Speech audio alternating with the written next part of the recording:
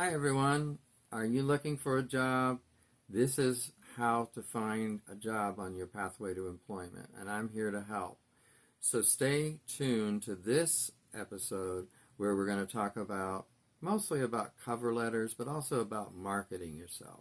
So just a quick review. I'm an HR professional and recruiter with 30 years of experience. And in the first video I did, which I hope you watched, and if you haven't, make sure you do, we went over the first important step, which is resumes and having a resume that can get through the filters and also, if not through them, around them. And making a successful approach to that employment and finding that job, because it's a very competitive market right now. There aren't as many jobs as there are people looking, so you have to stand out and find a way to do that. And part of the way you do that, as I said, is to customize your resume. Use keywords. You look at the job posting, and what I do is I highlight it, the parts that are the most important, those keywords, and then I make sure those are in my resume. So yes, it takes work, and when you're looking for a job, it should be your full-time job to look for a job and spend the time that it's going to take. And I'm sure many of you do, even if it's 20 hours a week, 25 hours a week, but you have to spend the time. It's going to take time to get there. Now, another thing to remember about resumes is that you want it to have your core competency. So something like this. You have a summary, maybe, and that is not an objective. You don't need to list an objective. You need to tell them what you can do for them, or more about yourself in a brief, and that gets some of those keywords in there. But the easiest way is in your core competencies. So here I list about 12, but you can list 16, 15, whatever.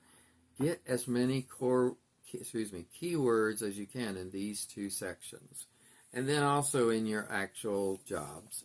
So, where you've worked, and this is just a sample resume, and when you've worked there can all be on here, and the types of work. You want to make sure that you don't list jobs that are not relevant. So if you worked at a grocery store, that's great. You earned money, no problem. All jobs are worthy, but it doesn't necessarily need to be on here. You can explain in an interview any gaps in employment, but you don't need to put jobs on here that are not relevant to what you're seeking in that particular job. So the other thing you want to do is don't go back, like in my case, 30 years. Don't go back 30 years. Don't age yourself like that. Also, don't put years of graduation on your college. Don't put high school on here at all. But if you have unless you don't have college, I mean. If you have a college degree, that's all that needs to be on here, but no dates. Don't age yourself, because ageism is a real thing, unfortunately. So now on to cover letters. So cover letters should look something like this. Column format, and what you have is, in this case it looks like 3 or 4, but you want the 4 or 5, I would say, main requirements on that job posting. List them here. Usually that's going to be the number of years of experience, what education, there are 4 on here, what degree. Like this is requiring a BA in mechanical engineering, and that's preferred. The person then lists what they have as far as their degree on the other side. Sales experience, 5 years minimum. They have over 20 years experience. And you don't have to say 20 even if you have 20, if you don't want to age yourself. Say over 10 years. It's still true. And then other things that are on here and how you meet them. So it's what I call, and what the group I used to be involved with called Passport to Employment, what they call a T resume, cover letter, a T cover letter. And so you put that on here, you express your interest, the job, the title, you thank them, you hope to talk to them. But just keep in mind, they're not going to look at this long, just like they don't resumes these days.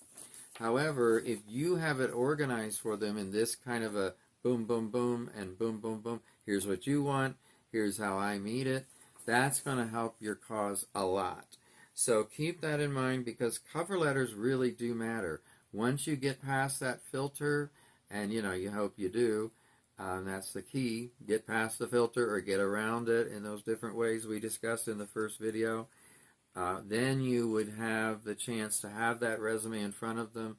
And as someone who's looked at resumes my whole career and cover letters, I can tell you that even I don't spend a huge amount of time, because if you've got 80 resumes to go through, you're not going to spend a lot of time on each. So they have to sell themselves and make sure they show you how they meet the requirements. That's the most important thing. And I'll say this too, when I have a listing on Indeed or a posting, and I put 5 questions, let's say, how much experience do you have in this? Do you have a degree in this? Do you have a license to be a therapist? Or whatever it might be, whatever the main things are, please make sure you answer those. Because if you don't, do you have particular knowledge in this subject, and you leave that blank, that's such a red flag. So don't do that. I mean, why would you have 5 questions and not answer 1 or 2? So don't do that. It seems to come across as laziness. The other thing you want to have is a 30-second or thereabouts, what we call an elevator speech, or some people, like Passport to Employment, calls it a 30-second infomercial. So here's the sheet they have. And again, that's a local organization that I highly recommend, but most people are not watching this probably going to be in the Indianapolis area. So you're not going to be able to go to Passport to Employment. So I'm bringing you the information and crediting them. And so they call it a 30-second infomercial. So you want to introduce yourself, tell the person you're talking to what job you're looking for, maybe a couple titles, like for me it could have been HR generalist, HR business partner, HR manager. Just pick a couple. My key strengths are payroll and benefits, recruiting, and also employee relations, or whatever you want to list in your repertoire. And you can give a couple quick examples. I've helped save the company money, and I've set up new programs for our employees. I'm particularly interested in working in like certain types of roles or certain types of companies, if that's true. In my case, in HR, it can be any company. Thanks for listening. Again, my name is, and you tell them, and then thank them and ask do they know someone that you can speak to about a job. So that's a 30-second infomercial, or what I call elevator speech, because it could be anywhere, including in an elevator, where you may be only in there 30 seconds to a minute. So keep that in mind. I think it's really helpful, but it's also just helpful to know that for interview questions. The other thing I want to mention is LinkedIn. Now, LinkedIn I find helpful in a lot of ways, and I want to tell you, if you don't have a LinkedIn profile, please get one when you're searching for a job. You can list that on your resume. I did once I realized that was a good thing later in my search. I added that. It wasn't there the whole time, but here's an example in blue where it is on there. Also, you can list resumes, just for a minute on resumes. They can be a summary style resume. They can be where boom, boom, boom, here's the highlights of what I have experience in. And then on the back, you can also list the actual jobs, your core competencies. Remember I mentioned those. Here's a bunch of them right here. So where you've got at least 15 on this version. Your education, if you have professional memberships, and your skills in, for instance, programs and computer programs, So, years ago I used to think you could never go beyond, it was kind of forbidden to go beyond 1 page for a resume. That's not true. It's probably preferable, but 2 pages like this is fine. Now, you preferably, unlike me right now, want them going the same direction. This flipped the wrong way when I made the copy. But yeah, and then at the top, you also want to put what job you're seeking, whatever it is, and that's based on the job posting. So if you're applying for a job posting that's an HR, in my case, HR manager or HR director, then you would put that at the top. So that's what you're seeking and why. Now, for instance, here's an example of what you might say in a cover letter or on a resume in the summary part, and it's brief. but a creative influencer with multiple years of experience in all phases of HR who makes an impact and a positive difference through problem solving, innovative methods, and integrity. A self-starter with the ability to multitask, possessing excellent organizational skills, critical thinking, and social skills who will listen, offer solutions, and use strategy to ensure integrity and site support for a company and its employees. So that was my little summary there. Now, you might have noticed some key words pop out. So, for instance, innovative methods, critical thinking, social skills, excellent organizational skills, self-starter. Those are all things that you're probably going to find in the requirements of a job. And so therefore what's going to happen is you take those and put them on your resume, in your cover letter, or at least some of them in your cover letter, but pack them in your resume. Then you're going to pass through the filter because you're going to meet that 80% threshold, or at least that's the goal. Also, remember, all this comes from the job posting. That's where you're getting the information. How do you know? From the job posting, especially the requirement section. So make sure that's where you're getting it. Now, once you've done that, and let's say you get that call or that email, and they want you to have a phone screen or a phone call with them first, usually in my experience, and that's what we do at where I work as well. And I run that HR department, by the way. That is where you have your chance for, my average phone call with a person is probably about 20 minutes. Could be longer, and if it's not going well, could be shorter. But let's just say the average is 20, 25 minutes. So in that 20 to 25 minutes, you have got to come across well.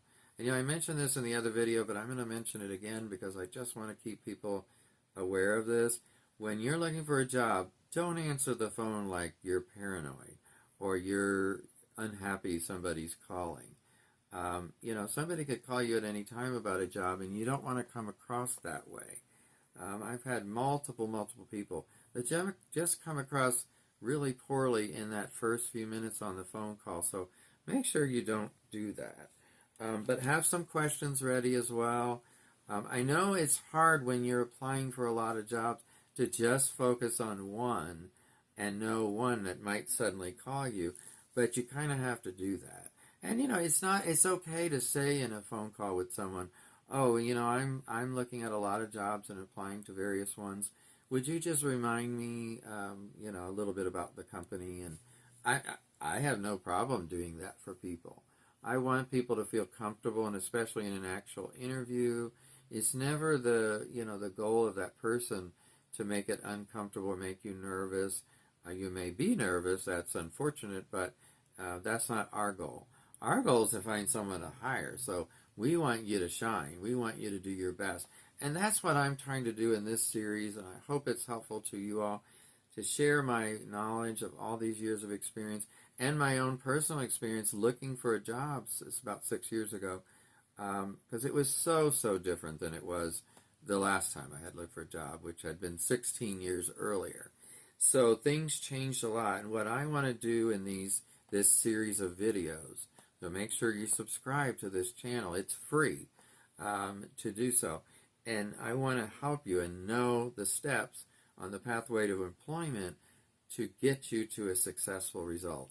It helped me get 5 job offers after the several months of looking. And once I really applied these techniques that Passport to Employment taught me, and I give them all the credit, I thank them.